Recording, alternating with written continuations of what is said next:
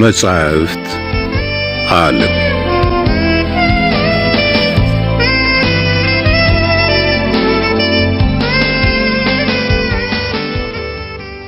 እፎይታ። ደራሲ አሌክሳንደር ዱማስ። ትርጉም ተሾመ ዳምጠው። ተራኪ ደጀኔ ጥላሁን። እፎይታ ዘ ካውንት ኦፍ ሞንቴ ክሪስቶ ክፍል 23።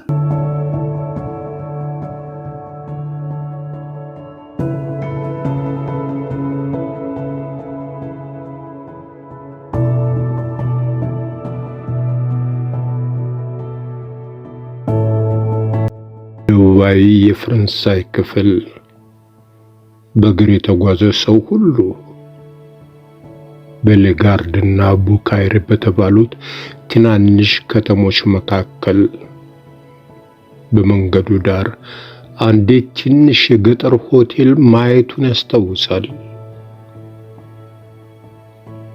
ላለፉት 7 እና 8 ዓመታት የዚህች ሆቴል ባለቤት ካድሮስ የተባለ የማርሴል ልብስ ሰፊ ነበረ።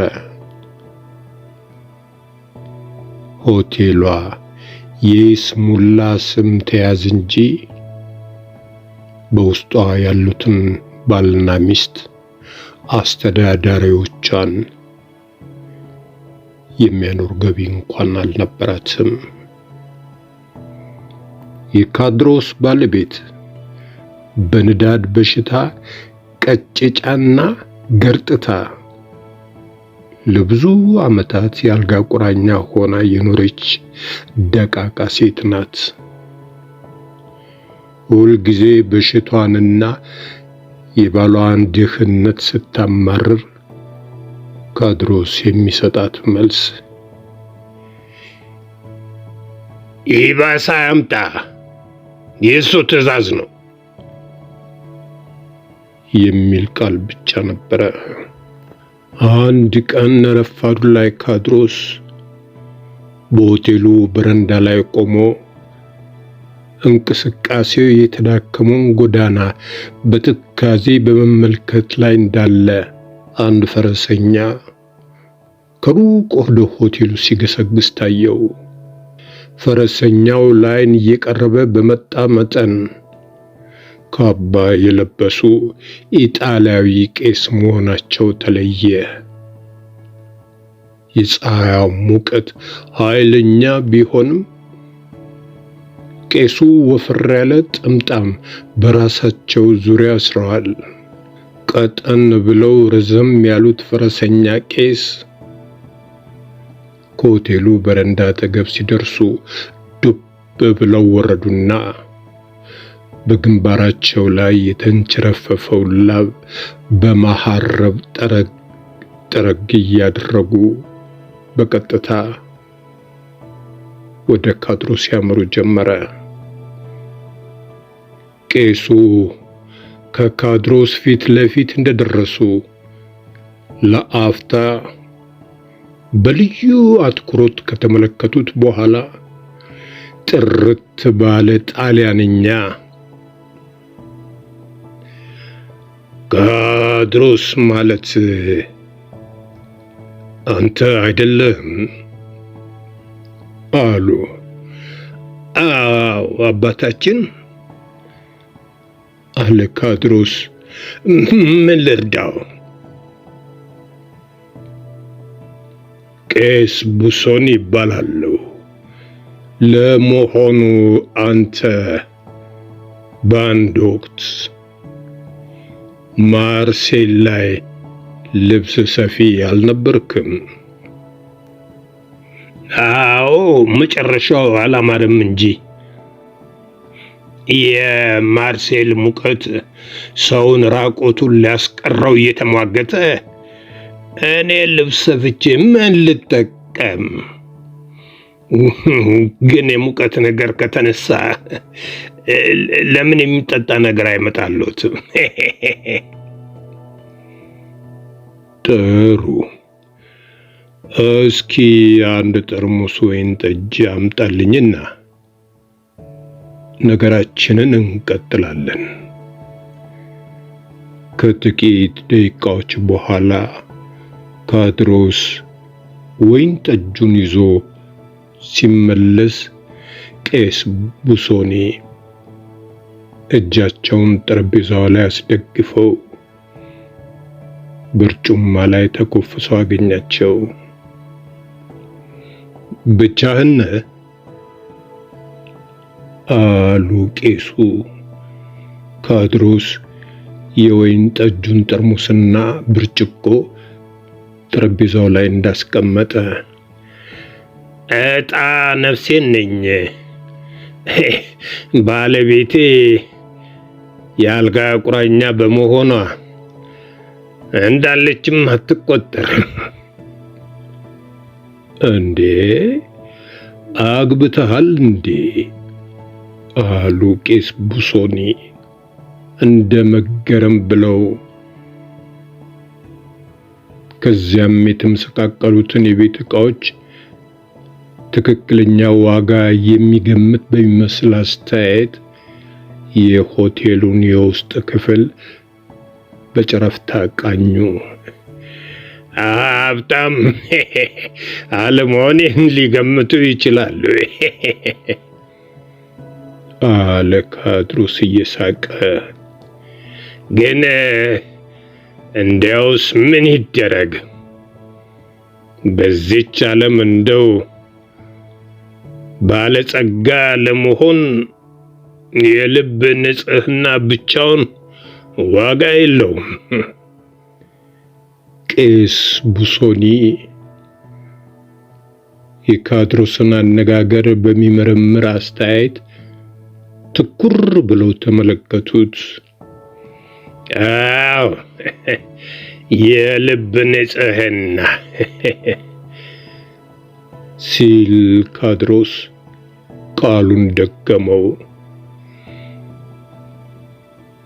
የቄሱን ግራ የተጋባ አስተያየት አስተውሎም እኔ የምኮራበት ብቸኛ ጸጋ እሱ ነው። እንደሚያውቁት ደግሞ ዛሬ ጊዜ ይህን ጸጋ ብዙ ሰዎች አልታደሉትም። ስለ ልብ ንጽህና የምትናገረው ከልብህ ከሆነ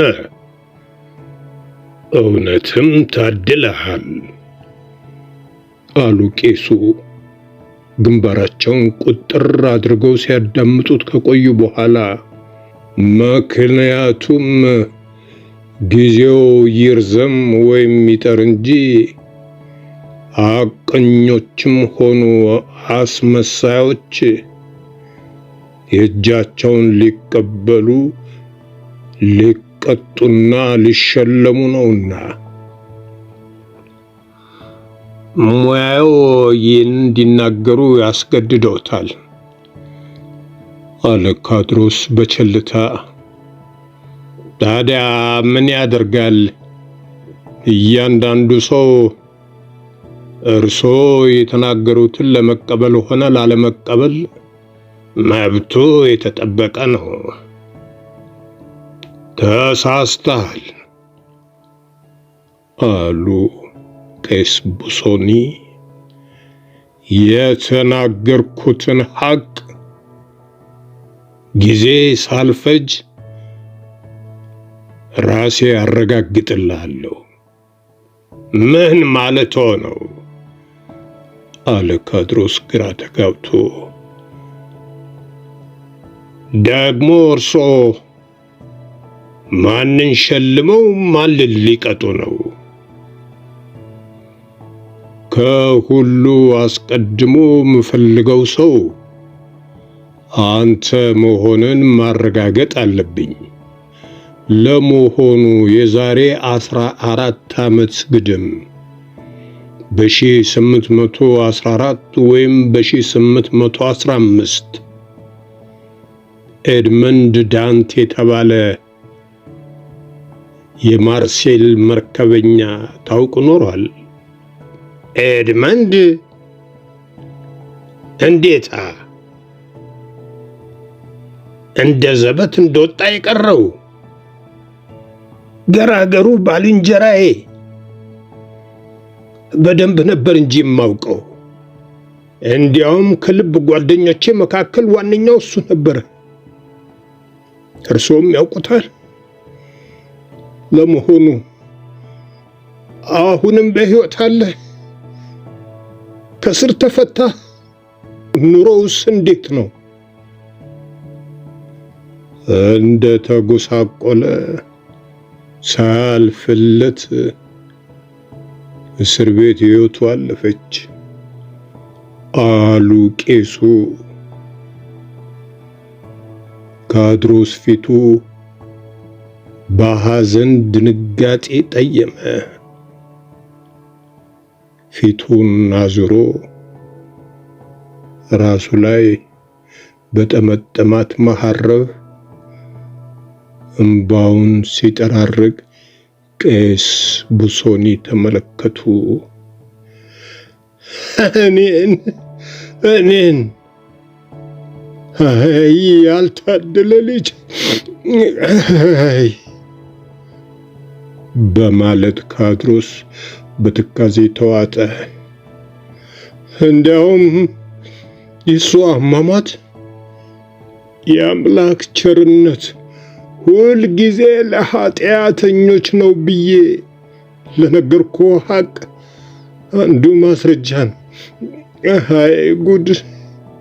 እኔስ የዚች ዓለም ሰቆቃ በየጊዜው እየከፋ ነው የሚሄደው መሰለኝ። ተወደው ነበር ልበል? አሁና አለ ካድሮስ።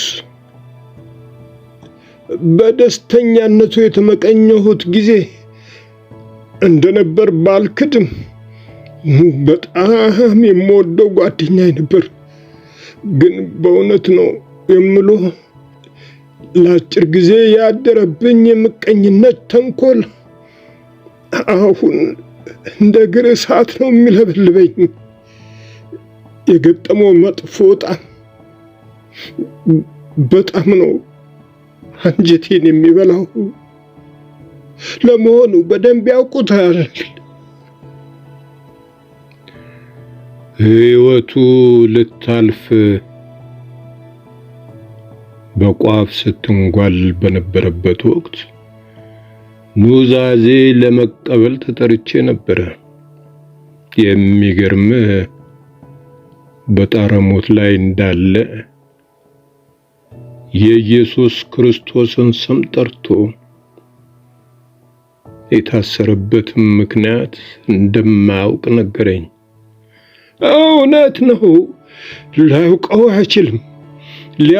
አይችልም አለ ካድሮስ። አይ ምስኪን፣ ውሸቱ እኮ አይቃጣውም። ከዚያ በኋላ ራሱ የሚያውቀውን የእስሩን መንስኤ አጣርቼ ለነፍሱ ንስሐ ጸሎት እንዳደርስለት ለመነኝ በማለት ቄስ ቡሶኒ ንግግራቸውን ቀጠሉ። አብሮት ታስሮ የነበረ እንግሊዛዊ ከበርቴ ታሞ ሲማቀቅ በነበረበት ወቅት ኤድመንድ እንደ ወንድሙ ስለተንከባከበው ከጥቂት ጊዜ በኋላ ሲፈታ ለኤድመንድ ትልቅ ዋጋ ያለው አልማዝ ሰጠው። ኤድመንድም ያንን አልማዝ ለጠባቂዎቹ ጉቦ በመስጠትና እንዲፈቱት ወይም እንዲያመልጥ እንዲያደርጉት በመጠየቅ ፈንታ ምናልባት ንጽሕናዬ ታውቆ ብፈታ መተዳደሪያ ይሆነኛል ብሎ እንደያዘው ኖረ። እንደተናገሩት ታላቅ ዋጋ ያለው አልማዝ መሆን አለበት አለ ካድሮስ አይኖቹን እያቁለጨለጨ። ማንኛውም ነገር አንጻራዊ ነው ነበር የቄስ ቡሶኒ መልስ። ለኤድመንድ ታላቅ ዋጋ ያለው አልማዝ ነበረ።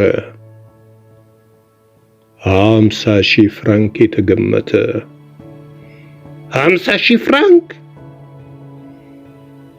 ሲል ካድሮስ ምራቁን ዋጠ። አሁን አልማዙ በእጄ ይገኛል። ኤድመንድ የኑዛዜው አስተላላፊ ሲያደርገኝ በሕይወቴ 3 የልብ ጓደኞችና እጮኛ አሉኝ። ሁሉም እስካሁን የኔን አድራሻ አያውቁም። ከልብ ጓደኞቼ አንዱ ካድሮስ ይባላል። ካድሮስ ነዘረው። ሌላው ዳንግላር ይባላል። ሶስተኛውም ምንም እንኳን ተቀናቃኜ ቢሆንም ይወደኝ ነበረ፣ ፈርናንድ ይባላል።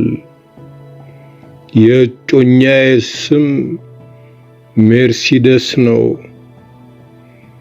ወደ ማርሴል ሄደው አልማዙን ከሸጡ በኋላ ለ5 ከፍለው በዚች ምድር ከአንጀት ያፈቅሩኝ ለነበሩ 5 ሰዎች ይስጡልኝ አለኝ። እንዴት ለ5 ክፈል ይላል ሲል ጠየቀ ካድሮስ። እርስዎ የጠቀሱት 4 ሰዎችም ብቻ ነው። 5ኛውም አባቱ ነበረ፣ ሞቷል አሉ። የሰማሁት ማርሴል ነው በማለት ቄስ ቡሶኒ ለሁኔታው የማይጨነቁ ለመምሰል እየሞከሩ ንግግራቸውን ቀጠሉ። ግን አባቱ ከሞተ ረጅም ጊዜ ስለነበረው ስላሟሟቱ ዝርዝሩን የሚነግረኝ አላገኘሁም። አንተ የምታውቀው ነገር ይኖራል? ከማንም የበለጠ ነዋ አለ ካድሮስ። ከእሳቸው መኖሪያ ምድር ቤቱን ተከራይቼ ነበር የምኖረው። ልጃቸው ከጠፋ በኋላ 1 ዓመት እንኳን አልቆዩም። አይ ምስኪን ሽማግሌ! እንዴት ነበር የሞተው? ዶክተሮች ጨጓራቸው እንደተላጠ ነበር የሚናገሩት። በደንብ የሚያውቋቸው ግን የሞቱት በሐዘን ነው ይላሉ። ይሁን እንጂ እኔ ልክ ነፍሳቸው ስትወጣ አይቻቸዋለሁ።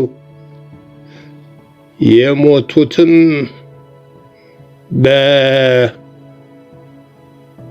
ካድሮስ ንግግሩን ገታ። በምን አሉ ቄስ ቡሶኒ ለመነሳት እየቃጣቸው። በረሃብ ሲሉ ጮሁ ቄስ ቡሶኒ ከበርጩማው ፈንጠር ብለው እየተነሱ። ቀጥሎም ራሳቸውን ለመቆጣጠር እየታገሉ እንዴት አሉ። ፈረንሳይ የጥጋብ አገር ናት። እንስሳት እንኳን በረሃብ አይሞቱም ትላላችሁ። ቤትም አገር ቢሆን በመንገድ የሚዘዋወር ውሻ እንኳ ቁራሽ ቂጣ የሚወረወርለት አያጣም። አንተ ግን ክርስቲያን ነን የሚሉ ሰዎች ዙሪያቸውን የሚጎራበቱት ሽማግሌ በረሃብ እንደሞተ ታወራለህ። አይደረግም፣ በፍጹም አይታመንም። የምነግሮት እኮ የሆነውን ነው አለ ካድሮስ። በዚህ ጊዜ ምን ያስለፈልፍሃል የሚል የሴት ድምፅ ከደረጃው ላይ ተሰማ።